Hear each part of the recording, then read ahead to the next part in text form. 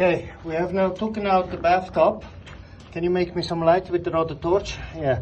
Look, this drain here is completely here down,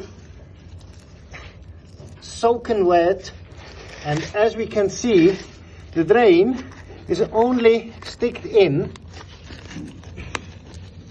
without any mastic, nothing.